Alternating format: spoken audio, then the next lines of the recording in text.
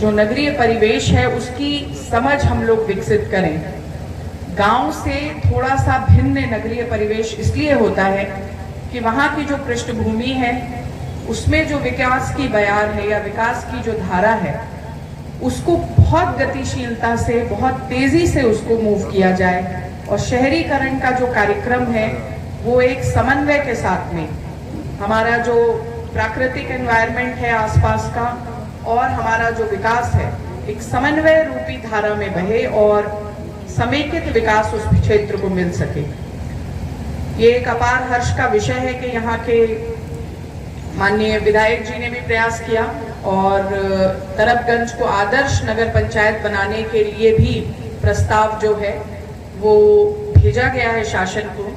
और मैं खुद नगर विकास विभाग में कार्यरत थी, यहाँ की जिलाधिकारी रहने से पूर्व मैं डायरेक्टर अर्बन लोकल बॉडीज के रूप में काम कर रही थी,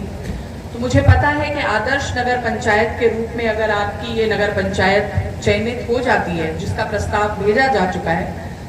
तो आपको जो गति की, इस कस्बे को विकास की गति मिलने की जो कड़ी है उसको बहुत मजबूती मिलेगी। ये एक नवसृजित नगर पंचायत है, यहाँ अभी भी एक फ्रिंज एरिया का मतलब बदलाव की उस धुरी पे खड़ी है, जहाँ अभी भी ग्रामीण अंचल का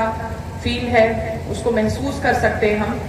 लेकिन विकास के लिए उस मुहाने पे खड़ी है जहाँ नगरीय क्षेत्रों के लिए जो भी मूलभूत सुविधाएं हैं वो और सुदृढ़ होकर आपको मिले। और हम सबका प्रयास रहेगा कि इसको गति दें, इसको पूरी ईमानदारी और शिद्दत के साथ में धरातल पे उतारने के ये जो जिम्मेदार अधिकारी हैं, जो जिम्मेदार विभाग हैं, वो अपने काम को पूरी जिम्मेदारी के साथ में करें। जैसा कि अभी एसडीएम साहब ने आप लोगों को अपने वक्तव्य में कहा कि शहरों की पहचान, सबसे बड़ी पहचान जो है वो उसका, जैसे ही उसमें हम लोग प्रवेश करें तो वहाँ की स्वच्छता का क्या आलम है, साफ सफाई व्यवस्था कैसी है। तरबगंज क्योंकि एक नवसृजित क्षेत्र है तो इसमें दोनों बातें आ जाती हैं। जो शहर बहुत ज्यादा दिनों से, बहुत कस्बे जो हैं बहुत दिनों से शहरीकरण का रूप ले लेते हैं, वहां पर आपने देखा होगा कि कचरे कूड़े के पहाड़ भी बहुत बड़े बड़े, उस शहरीकरण के साथ में कूड़े के पहाड़ भी उतने ही बड़े हो जाते हैं जितना पुराना उसका शहरीकरण का इतिहास है। लेकिन अब स्वच्छ भारत मिशन नगरीय के तहत इन कूड़े के पहाड़ों के लिए, इन कचरे के जो उत्सर्जन है, इसके निस्तारण के लिए जो सरकार की योजना है वो बहुत अच्छी और बहुत ही एक सिस्टमैटिक योजना जो है वो चल रही है। घर घर से कूड़े का कलेक्शन और वो भी पृथकीकृत रूप से, गीला और सूखा कूड़ा जो है वो अलग अलग लेकर उसको निस्तारित किया जाए। और निस्तारण जैसा कि अभी बता रहे थे कि एक एमआरएफ केंद्र, जो मटेरियल रिकवरी फैसिलिटी होती है, जिसमें आपके सूखे कचरे को, उसको प्लास्टिक है तो उसको दबाकर प्लास्टिक बॉल्स या प्लास्टिक के छोटे छोटे पैलेट्स बना लिए जाते हैं और वे आगे कहीं ना कहीं किसी रिसाइकलर को बेचे जा सकते हैं। इससे हमारी जो निकाय है उसका आर्थिक अस्तित्व भी जो है वो मजबूत होगा। एक कूड़े से आप रिसाइकलर को बेच सकने वाली ऐसी वस्तु बना सकते हैं जिससे निकाय को कुछ ना कुछ धनराशि प्राप्त होगी। और जो गीला कूड़ा है उससे हम हमारी जो खाद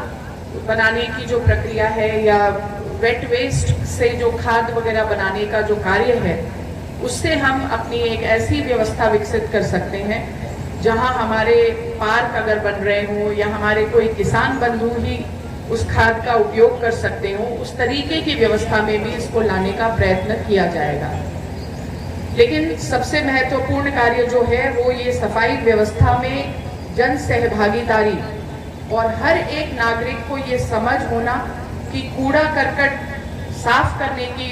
जो काम है ये केवल और केवल हमारे सफाई मित्रों तक सीमित नहीं है, ये केवल और केवल हमारी नगर पंचायत की जिम्मेवारी नहीं है। ये जिम्मेदारी साझा है, ये जिम्मेदारी हमारी आपकी दोनों की मिलके है। तब जाके ये कार्य जो है इसकी पूर्ति उसके उद्देश्य तक हो सकेगी। इसलिए मैं एक आह्वान आपको इस चौपाल के माध्यम से करना चाहूंगी कि स्वच्छता का जो परचम लहराने का प्रयास हर कोई कर रहा है। हमारी हमारे देश के प्रधानमंत्री जी की सोच थी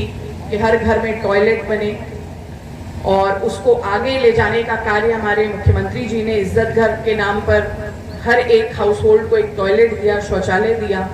सामुदायिक शौचालय, सीटीज और पीटीज के निर्माण हुए, पब्लिक टॉयलेट्स के निर्माण हुए, कम्युनिटी टॉयलेट्स के निर्माण हुए।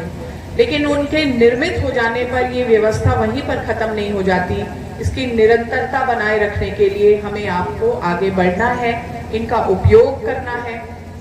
अब तो खुले में शौच मुक्ति को 1-2 कदम और आगे लेके जाना है, क्योंकि